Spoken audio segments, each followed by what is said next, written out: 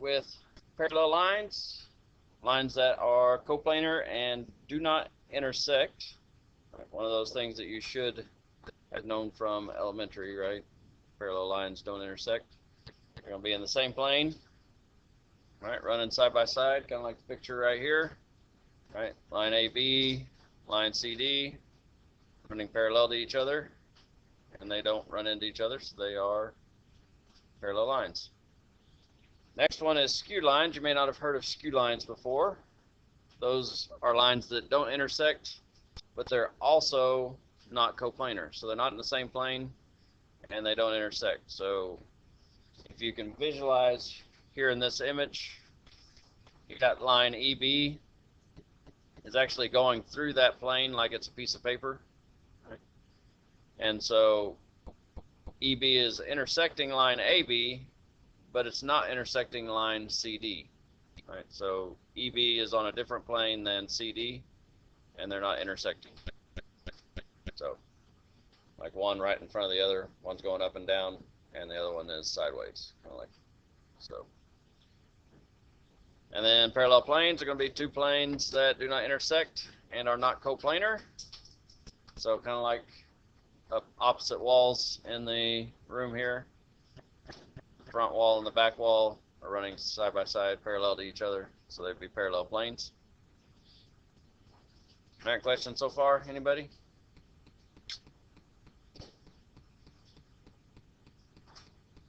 All right. So then, think of each segment in the diagram as part of a line. Which of the lines appear to fit the description? So parallel to line TW and contains point V. So if I look at the picture, line TW is here at the bottom front of the cube, and I want a line that's parallel to that and goes through point Q over here. So anybody see what line would go through point V and be parallel to TW? UV. So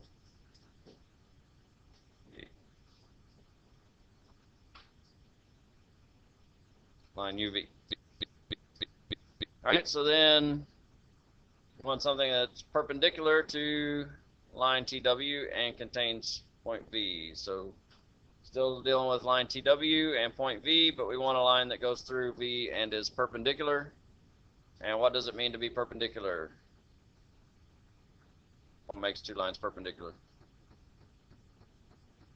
Anybody? Right, so one of those vocab terms we need to commit to memory. Perpendicular means that they intersect at a right angle, right? If there's not a right angle there, then they're not perpendicular to each other. So where on this picture do I have a line that goes through V that intersects TW at a right angle? VW right here, right? So there would be a right angle right there in that corner.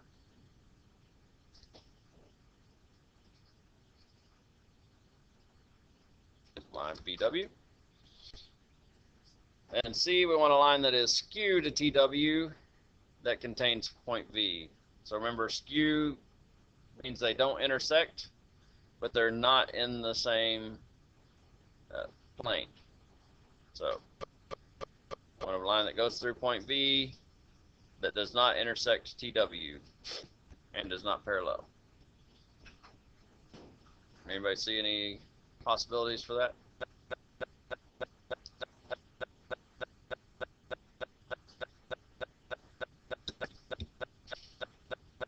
So TW's here, V's here. We need a line that's going to go through V and not intersect TW, which a good example would be RV right here.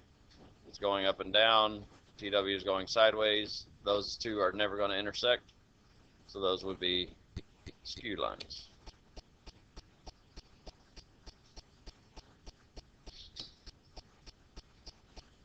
Of course, there is another option, because line SV also goes through V, and since it's at an angle here, it would never hit line TW. So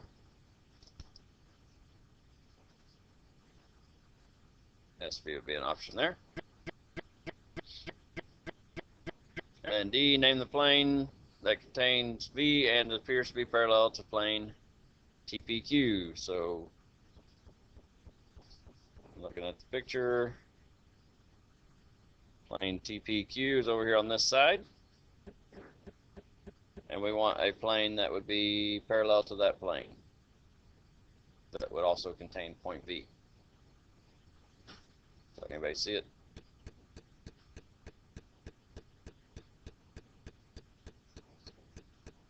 SWV.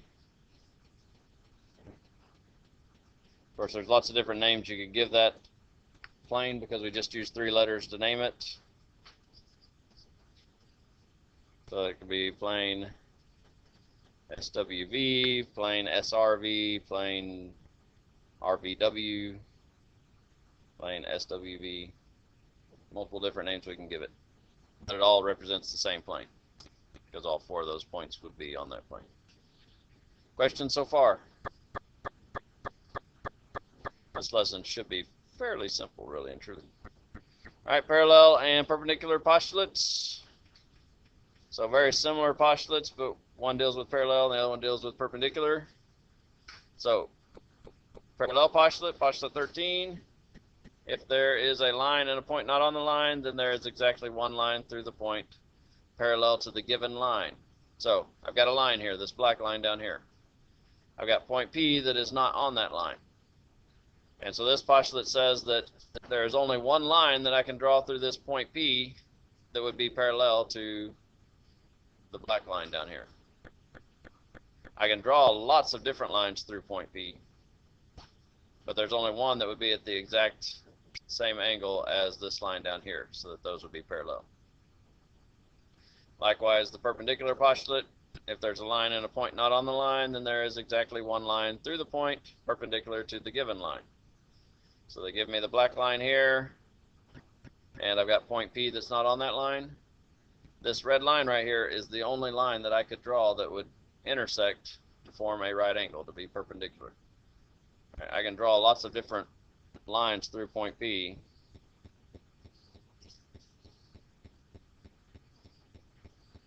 but there's only one that's going to intersect at a right angle.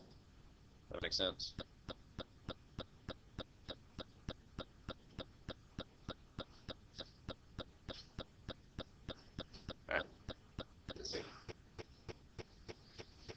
So the next concept, and really and truly, y'all need to try to make sure you pay close attention to what's on this page, because the concepts that are on this page we will use over and over again after today. It's kind of like the vertical angles and linear pairs from earlier on. Once we learn those things are used over and over again. We see them over and over again in different figures and whatnot that we use. And so the same kind of thing with this transversal and all of these different angle situations here. So first off, a transversal, it's a line that intersects 2 or more coplanar lines at different points. So if I look at this picture, which one of those lines would be the transversal? Which one is intersecting 2 or more lines at different points? The one kind of going up and down, not exactly vertical, but more upwardly than the rest of them. All right, so this line right here would be our transversal. It's intersecting 1, 2 lines at 1, 2 different points. Now, when we have a transversal, those intersections create multiple angles, 4 angles at each intersection.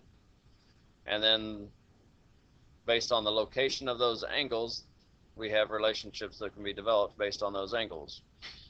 So first group of angle relationships is the corresponding angles, which are going to be angles that occupy corresponding positions, or in other words, they're in the same place in relation to the intersection.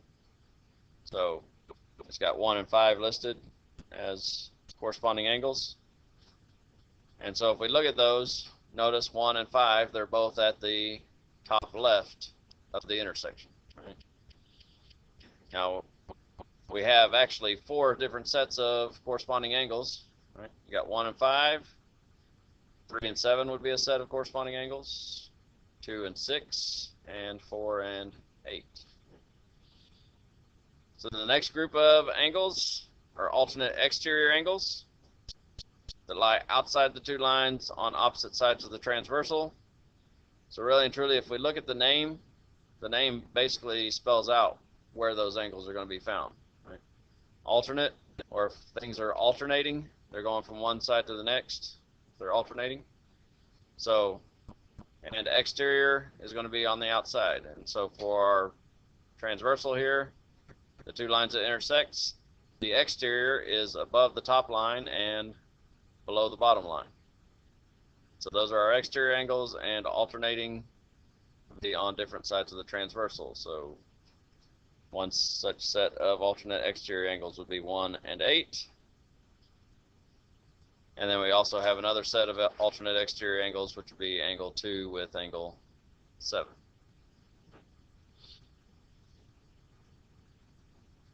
And the next one's alternate interior angles. They lie between the two lines on opposite sides of the transversal. So they're alternating. They're on different sides of the transversal, but this time they're interior, so they're in between the two lines. So 3, 4, 5, and 6, those are all interior angles. And so alternate interior angles, we got 2 sets of them, and one such set would be 3 and 6. So angle 3 and angle 6 would be our alternate interior angles. And then you could also have a set with 4 and 5. Would be another set of alternate interior angles.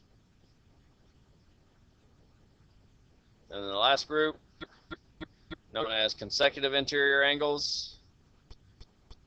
Or there's actually another name that you might see it listed as in different texts or different worksheets. You may call them same side interior angles. Of course, if they're listed as same side interior angles, they're a whole lot more descriptive and easier to figure out where they're at, because the name tells you exactly where they're at. They're on the same side of the transversal, and they're on the interior in between the two lines. So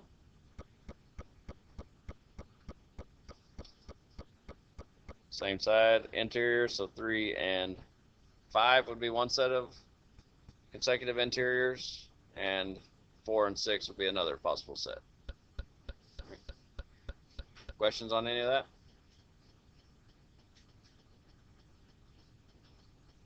All right, so this one, we're just doing the same exact thing we just kind of went over, listing all the pairs that fit the description. So for corresponding angles, what are my sets of corresponding angles here? I'll start off. Angle 1 would go with what angle? Angle 3. Angle 2 would go with what angle? How about angle 5? Angle 7. And angle 6 would go with angle 8.